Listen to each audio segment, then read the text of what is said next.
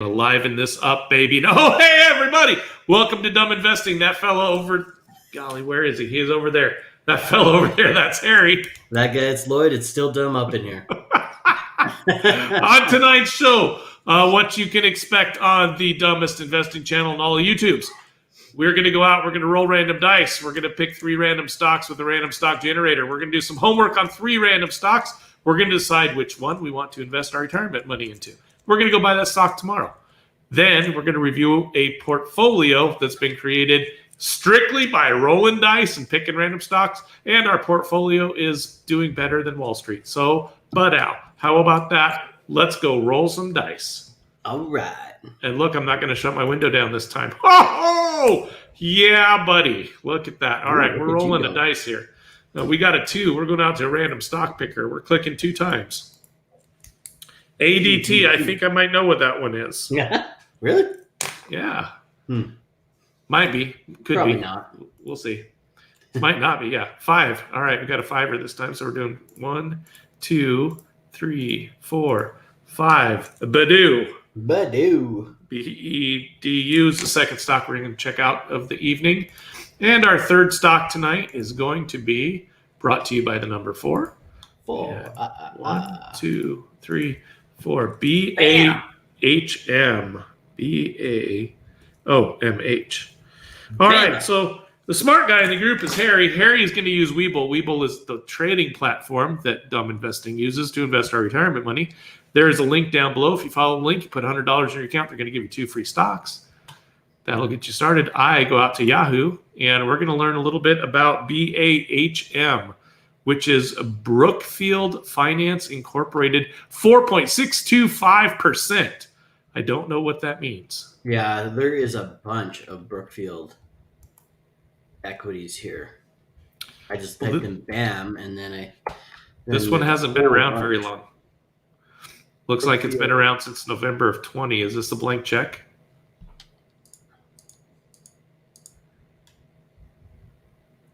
Man, I can't find anything about it.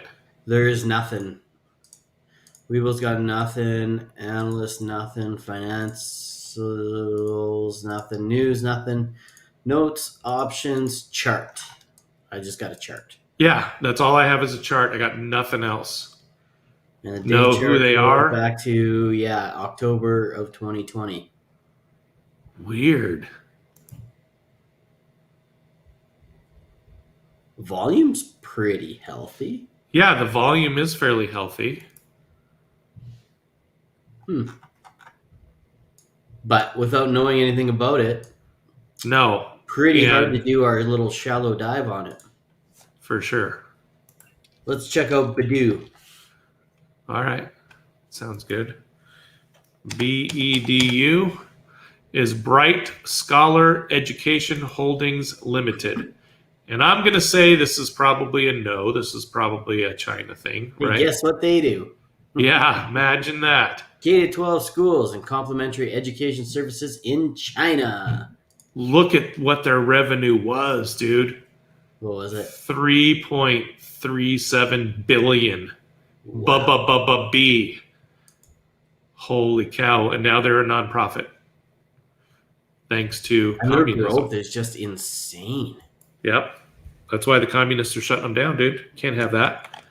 Well, I only show 493 million in revenue. Oh, really? Well, I have a chart here that begs to differ. The Weebulls and the Yahoos got to get their stuff figured out. Yeah, I see your chart. Are you looking annual or quarterly? No, it's annual. Huh? Yeah. So the thing with Chinese holding companies is you don't actually own a part. When you own a stock, you own a part of the actual company. But when you're investing in overseas companies, specifically Chinese ones, you're actually not investing in the company itself. You're investing in a shell company that's positioned in typically the United States somewhere, probably Delaware. And basically it just mimics the performance of the company. So you can invest in this kind of shell company. So you don't actually own it. So it causes a lot of confusion and a lot of potential issues. All right, is ADT? It is. It's the one we were thinking it is. All right. So ADT provides security automation smart home solutions serving consumers and businesses. The company offers solutions to protect consumers by providing professional monitoring services as well as delivering lifestyle-driven solutions through do-it-yourself, DIY, mobile, and digital-based offerings for consumer, et cetera, et cetera, et cetera. Anyways, they're your home alarm company or business alarm company. How's the fundies? Well, in 5 years, their stock has gone down $2. It trades in a Wow. very small range. So yeah, so this looks very safe, very boring. Analysts say there's 1 out of 8 that shows that it's an underperformer, 3 out of 8 that shows that we should hold it, and 4 out of 8 that says it's a buy. But they don't make any money. No, for the last 3 years, they've lost money. So here's the thing that I have a bit of an issue with alarm companies and ADT and the likes. Okay. There is so much competition coming into this space. So you've got pretty much every electronics manufacturer trying to get into this space. So we've got Ring, which is owned by Amazon. We've got, and then there's going to be a Google Play on it that's going to sync into Alexa. Yeah. Ubiquity, Unify has their own security play. Like there is, if you Google or if you Amazon a security system, like there are many that come up. And I think this market is going to be oversaturated, and the professional service aspect of it is kind of a dying thing. So what I mean by the professional service aspect is like there's a monitoring station that when your alarm goes off, it goes because we can monitor ourselves. Yeah, and then they call the cops. Well, we can call the cops ourselves, or we can hook it into our phone to have our phone call the cops if our alarm goes off or whatever, right? So I don't like this at all. I think this is, unless they have some sort of diversification revenue model, like a completely different revenue model, I'm not digging this at all. No, I don't like any of them. Tonight is a miss, 3 misses. No dumbs. Well, you know what would happen if there were 3 misses in the stock market on your financials, on your quarterlies. You got a triple miss and you're going to 0. Yeah. Even a triple beat right now, you still go down about 5 to 10%. Right. All right, so we're not going to pick one of these, right? We're going to do a rando tomorrow morning. Do a rando. All right. So we're not ADT, BEDU, BAHM, or MH all fail tonight. They're no good. Hot dog, let's check out our portfolio and see how our other randomly picked stocks are doing for the day. All right, let's try this thing out. So the day was a very low volume day, very boring day. Mine was like a cardiac monitor. It was up 1,500 and down 1,500 and up 1,500 and down 1,500 and up. It just went back and forth about 7 times, and it settled out at basically 0. It was the craziest day I've ever. I mean, it was nuts. Yeah, for a day that felt like it was going to be a very bad bleed out day, it ended up coming back at the end of the day, kind of come back where everything started. So it was like a no day today in the stock market, which is good, because that means, even with the low volume and the boringness of the market, there was still some underlying strength. So hopefully that means that there's going to be some further strength over the next couple of days. What's after hours doing? Have you had a chance to look at anything in the after hours? Negatory. All right. Nope. I just got home from work a little bit ago. It was a long day at the old 9 to 5. The 9 to 9er? It was a 9-to-9er, yeah. Well, it was a 6-to-9er is what I really do. 6-to-5 normally. Whoa, So yeah, it was a long whoa. day, We don't dude. need to know what you're getting up to there. I know. Your 6 to 9s. Oh yeah. After hours looks pretty good, pretty green, generally across the board. So hopefully there'll be some a little bit of a push on the market tomorrow. That sounds good. I like that we have more green than red, but I don't like seeing red, right? It's kind of like, man. Yeah. So our biggest loser today, let's go to the chart here so we can actually take a look. We've got Worry Bank. It was down 3.13% today, so pretty healthy. Wow, that's decline. Yeah, real healthy dive. Let's see kind of what the day did. Oop, if I could.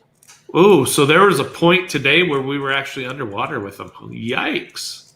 That's crazy. Holy Yeah. moly. Yeah, see, this is what happened. I don't know what happened here.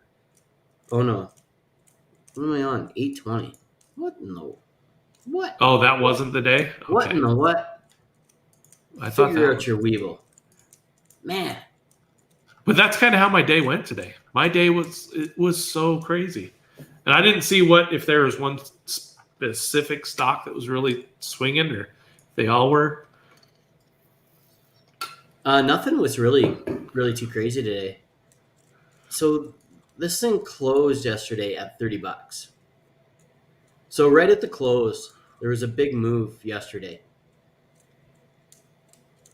Right from 28.71 right up to $30. So somebody walked in and bought a whole bunch of Worry Bank here at the end of the day yesterday.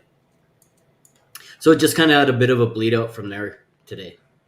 Yeah, so it really didn't go down 3 based off of a regular day. That Yeah, like if we went where it actually closed at yesterday, it was actually up. Yeah. Not where it closed, sorry, but right before where it was last normalized trade, yeah. Not a lot of volume in this thing, hey? No, not. Yep. All right. But we're still green on it. That's a good sign. Yeah. So we bought Zillow yesterday. Yeah. Sorry, we'll do our 2 downs and then I'll ask questions. Okay. So let's get back onto the train here. The next biggest loser was the Brazil Bull, minus 1.49% today. Man, that thing is wild. Look at that today. This is today. That thing got up to $110 today. And then it closed. Like, just the volatility in this thing is a lot of fun. What was its low of the day? 105.18. So it's swinging 5%. Yeah. It's a pretty healthy swing. Yeah, the volatility is fun. It makes for good TV. Yeah. All right, so we bought Zillow this morning. It's not looking good. It's red. That's not what you want to see the day you buy it. Zillow Way is to hit the peak. Yeah, look, it came right out of the gate and hit the peak. Golly. Yeah. And I had an electronic deal set up on that. And of course, it just tanked right after we bought it. Yeah, by the time it filled, it hit pretty much right at the top here. Did you tweet that or Instagram that? Is that what happened? And the whole world's like, oh, those dummies are in here? Let's bail. We go. Yeah, pretty much straight down from there. But it started percolating back up a little bit here, but it did close off. Did close down today. And Zillow and Redfin have both just been bleeding out. Just for whatever reason, these real estate stocks have just been getting hammered. You can see day it just kind of down as we go along. But eventually that'll turn around, hopefully. For sure. We got to have faith in it. All right, who's our winners? Winners today. So we've got our second biggest winner. We've got Tompkins Financial, which I think is probably reversing what happened yesterday, right? They were down a bit, I believe. Yeah. Looks to be that way. So they worked up a little bit today. Still under our entry mark. 1.93%. And then this stock here, this Ideanomics. This is kind of a diamond in the rough here that we kind of found. So it was up another 4.58% today. Wow. Yeah. So this is a penny stock. And I'm assuming it's a penny stock because it only allows you to trade on the pennies. And I think that's why we have these tops and bottoms of the bars, Right. the candles at the 1 cent mark. So yeah, wild. This thing's wild. So it's a lot of fun. Let's go take a look at what's going on our overall account. So today we made a whopping 98 cents. Kapow! Cup Nailed out. it. It's green. I'm not going Yeah. to say anything because it's green. The overall portfolio leading the way, Ideanomics at 19.02%. Oh, Talk about a ticker picker. we might want to lock out of that guy soon and just Are lock you in a nuts? 20%. Dude, a 20% profit? Are you kidding? Are you Why would you not want to nuts? lock that in? Because it could go to 200%. All right, we'll stay in it. We said we were. We got a year's worth of money. We can stay in it for a year. What But if that's this is pretty one of awesome. those ones that you just buy 8 of them and it just goes to $20,000 and Dumb Investing gets rich? They happen to have a janitor who spills some chemicals and they're solving cancer all of a sudden. What do you remember what they do? I have no idea what they do. I can look them up. Should we look? Let's take a quick look. What's their ticker again? IDEX. So focused on commercial electric vehicles. Are you kidding? And developing financial. Oh, this is that. Are you not? Are you kidding me? This is that company that we were thinking like this is the weirdest company. So this is a company that helps other companies buy EVs. They're the Oh financial yeah, fintech yeah. service for EVs. They're buying a company. They just announced they're buying Via Motors. Really? Yep, and they're going to create commercial vehicles class through class 5 cargo vans. So they're probably aiming right at Amazon. Yeah. But doesn't Amazon own Rivian? Amazon owns Rivian. Yeah. Rivian doesn't have big trucks? I Yeah, thought they that's the did. whole point of Rivian. Yeah. Huh. So maybe these guys are going to go after FedEx and UPS. Could Say, be, hey, but Workhorse, they're competing with Workhorse like that too, right? yeah, So Workhorse was trying to get the federal contract, and they didn't. That went to some company that doesn't sound like they should be in EVs, but they are, I guess. I don't remember what it was called now, but somebody else. Ideanomics acquires Via Motors in a deal as much as $630 million. How the hell does Ideanomics have $630 million? they got a market cap of 1.2 billion, dude. Why not? You That's got half of it. their revenue is 26 million, and they've got a market cap of 1.2 billion dollars. Oh my! This is awesome. I'm loving this so much because this is the craziest you could ever do. And they don't make money, I assume, right? Oh no, they lost 100 million. Oh, that's Why is not? that all? That's all. But when you got a market cap, when you're sitting on that much money, dude, who cares, right? Who cares? This is totally wild. Net income. Yeah, they lose more and more money every year. How did we end up picking these guys? Hey, it was like buying Amazon 25 years ago, dude. They lost money for how many years? It's all Maybe we good. should go by Badoo. Let's double down on IDEX. Why not? On Ideanomics? Yeah. Yeah, what's the worst that could happen? I mean, could be buying it at the peak. Who knows, right? Swagalicious. What do the analysts say? One analyst says it's a buy. No, none in August. No, they're not even looking at it. Oh, the Weeble analyst. Oh, okay. Sorry. I've got the recommendations. There was one in June and one in July that were buys, but that's And it. the analyst price target has it set at $7. Yeah, same here. Sweet. Huh. Well, yeah, you never know, I guess. Nope. That's wild. This is a lot of fun though. This thing. Yeah. That's an options chart I just pulled up. Whoops. Anyway. How's old BurgerFi doing? BFI. Oh, they were crushing it today. Up 1.18%. Look, we're making money on old BurgerFi. Boom. You almost can afford a quarter of a half of a meal. Almost half a meal. Oh, I love it. Wow. Crazy. Cool. All right. So what are we doing? Anything going on in the market? Nothing's. Oh, there could be something big going on in the market. Do we want to talk about it? We're in 20 minutes. We've taken a lot of people's time, but the craziest thing. So AOC, we try not to be. Do we want it? All right, let's talk about it. We don't talk about politics, but we got this is stock market. It could affect the market. AOC and her band of minions are absolutely off their rocker. They want Powell to be fired.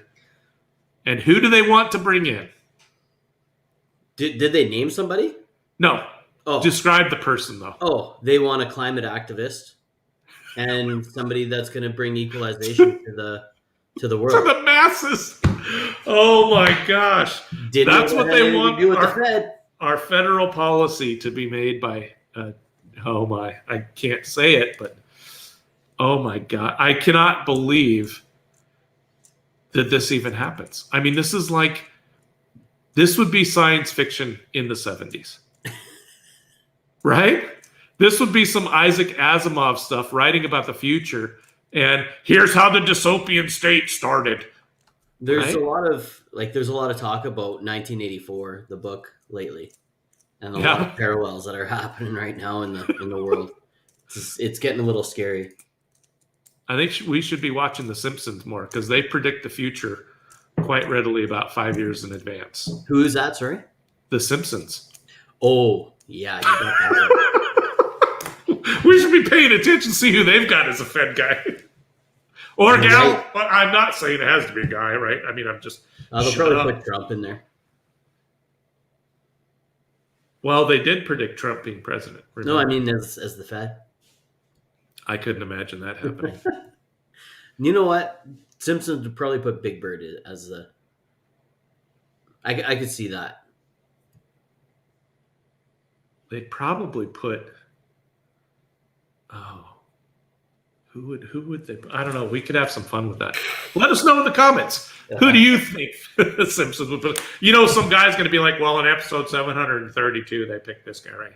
Someone's going to totally nerd out on it. It's going to be awesome. We're going to learn some Simpson trivia, and then it's going to come true. It's going to be awesome. I love it. Yeah, that's pretty wild. So we'll see what happens. I know that AOC's got a direct line to Biden. So, and she's calling on Biden to replace J-Powell right away. I know. So what if Jay Powell loses his job and a new guy comes in? Is he going to be gun shy, or she, or they? I don't care. They might be a dolphin, whatever they happen to be. Are they going to be gun shy and be afraid to pull the trigger? Does the market love this and go, oh, we're going to have free money forever? Are they going to stop the money immediately and the market says, oh, what the heck? And we see a 40% correction happen instantly. If somebody walked in and said, hey, J-Powell's out tomorrow, what would you do? I'd probably go to cash real fast. Me too. Real fast. Yeah. So I couldn't click fast enough. Do that, right? Yeah. Everybody would be selling real fast. Yeah. So, yeah, I certainly hope they don't pull that move. There's a lot of people with a lot of money sitting in those markets relying on every word that Jay Powell says. Yeah. Well, and we've talked about this so many times. The market wants stability. They want a plan. And if you go and you just start shaking it up like that, the market is not going to be happy. Right. So yeah, so there's a lot of stuff going on. Pay attention to the headlines, folks. That's all we can say is watch the nest egg. It could very easily correct 20-30%. Yep. I saw a replay of that today. The good old YouTube algorithm showed me the 2008 bubble burst.com go kablooey. Yeah. See? Oh Talking about no, bursting. we've been talking too long. I knew that was about to happen too, and I was like, all right, don't trade like that guy. End. All right, well, it's close enough. Anyways. And some of us lived through that. Some of us have a huge hole that we're still trying to fill from the first one. Yeah, I miss the I was investing at the time, but it was all just done through mutual funds and whatnot. So that was the bank's problem at that point. But now with I've got multiple different avenues of between mutual funds, TFSAs, and stocks and cash and different kinds of things, it's a lot more important to me now. Well, some of us, I remember riding Ford. Where was Ford? Around $25 or something like that. And I think it got down to like $10 within 3 or 4 months. Yeah. I just remember going, what is happening? They had, I think was that the time? I was in Ford for 2 boom and bust cycles. And I can't remember which one was it where they went out and they got their money early and didn't take a buyout, where Chrysler and GM got government funding. Right. And so everybody thought Ford was, they're so good for doing this. And it was like, buy their stuff. And then it just crashed. It was just that was 2015? No, it was way, way before that.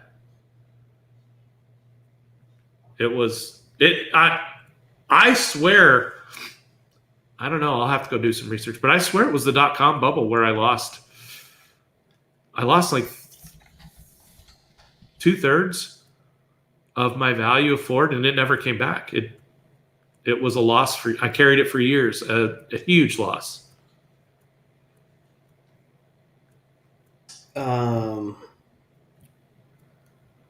2009. That might be when the bailout things happened. Yeah. But Ford also was real hot during .com, and I remember it was horrible, dude. I remember losing like $26 a share or something like that, something crazy, and it just disappeared. It never ever came back, and it was like, oh my gosh, it was rough. But that was back in the old days. That's when you used, your technicals, your price per earnings, and you really watched the quarterly results, and you knew if your stock was undervalued or overvalued based off of every quarterly result, right? So you would anticipate, the stock's going to go down tomorrow, it's going to go up tomorrow. I mean, you did all that kind of stuff, and it didn't matter. It just kept going down. Right. The .com bubble was 2002. Oh, I thought it started in like 99. Yeah. Wasn't there a huge crash in 99? It found its peak in 2000. Huh. Yeah, that was a bad time. And then the .com bubble bursted. So, yeah, I guess it was a market correction or just a crash in 2008 and 2009. Well, that 2008 was the housing stuff. And it took everybody with it. Right. Yeah. That's what it was. Yeah. Yeah. It took everything out because everything was going crazy. Yeah. I was watching that video, and Apple was going up like 7% a day, and it was just straight up. Yeah. People couldn't get enough. You're going to put vending machines in for everybody, and you've got a slide instead of stairs? That's awesome. Have some money. Yeah. Totally. Yeah. All right, everybody. I don't have anything else going on. All I know is don't trade like that guy. Yeah, don't trade like that fellow over there. Have a good night, everyone. Good night.